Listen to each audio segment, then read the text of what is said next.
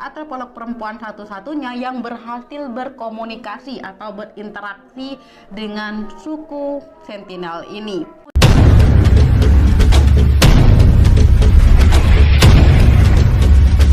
Halo teman-teman, welcome to my YouTube channel. Thank you sudah klik video ini. Jangan lupa tekan tombol subscribe ya guys.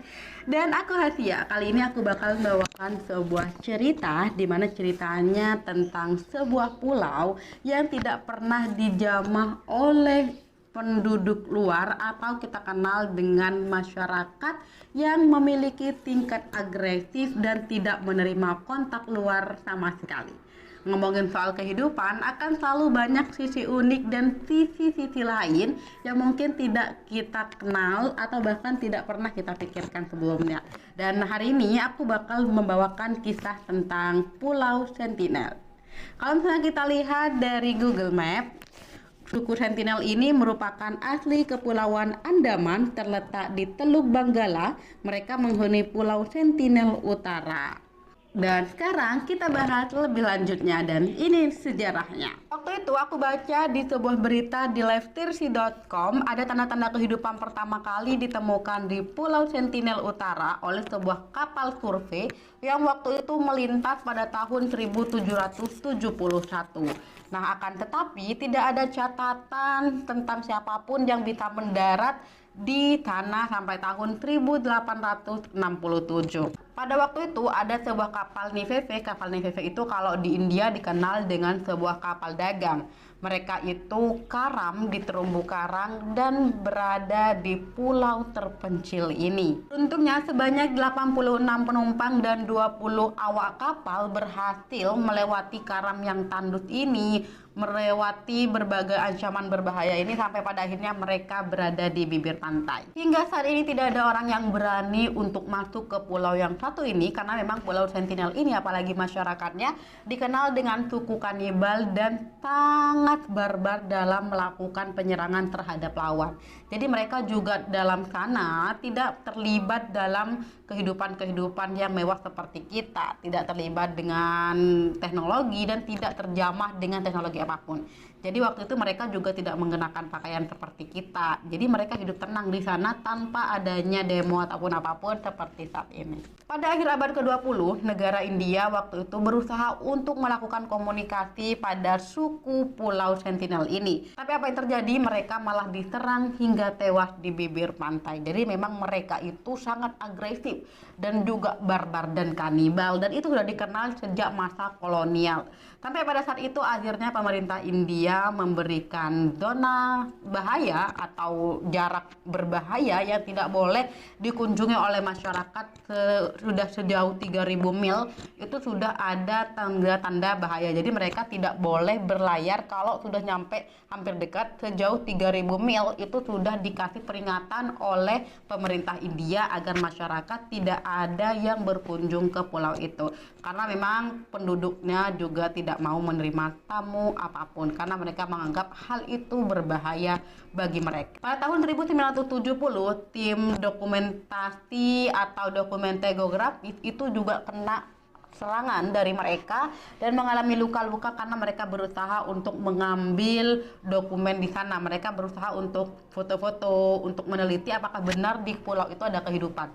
Tapi mereka juga mengalami luka-luka karena diserang secara brutal oleh pihak mereka. Yang pertama nih, Pulau Sentinel ini tidak pernah melakukan kontak dengan India meskipun mereka agak berdekatan gitu ya, masih tidak masuk dalam wilayah India.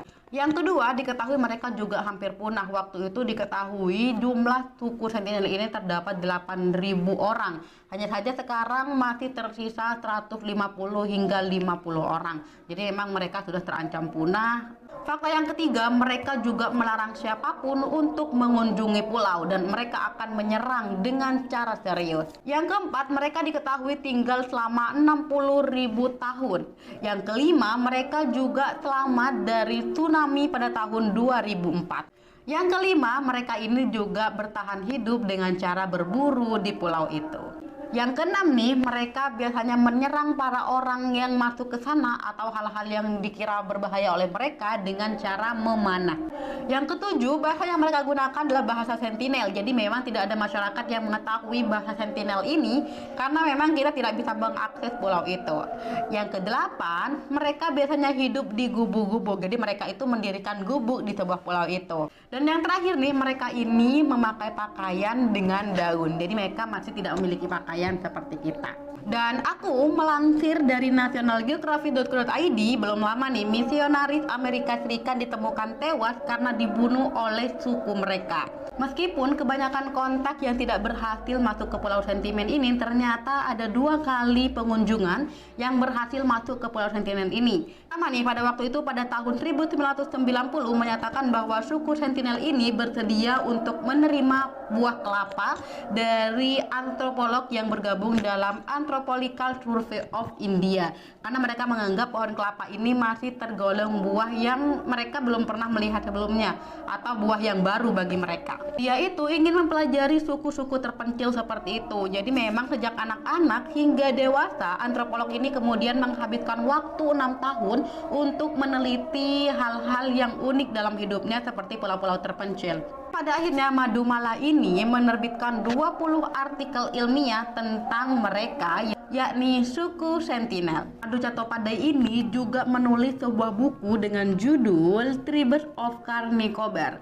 Kemudian pada tahun 1991 Chattopadhyay ini mendapat kesempatan pertamanya untuk bergabung dengan tim yang mengunjungi Pulau Sentinel Utara. Namun ada sedikit halangan dan juga kala itu wanita diragukan untuk bisa terlibat dalam ekspedisi yang berbahaya ini. Berkat kerja kerasnya akhirnya si Chattopadhyay ini berhasil untuk bisa ikut di ekspedisi ke Pulau Sentinel. Dengan demikian akhirnya si Chattopadhyay ini ditulis sebagai seorang antropolog perempuan satu-satunya yang berhasil berkomunikasi atau berinteraksi dengan suku Sentinel ini. Kemudian ekspedisi yang ketiga kalinya atau pengunjungan yang ketiga kalinya tidak berhasil dikarenakan cuaca waktu itu buruk.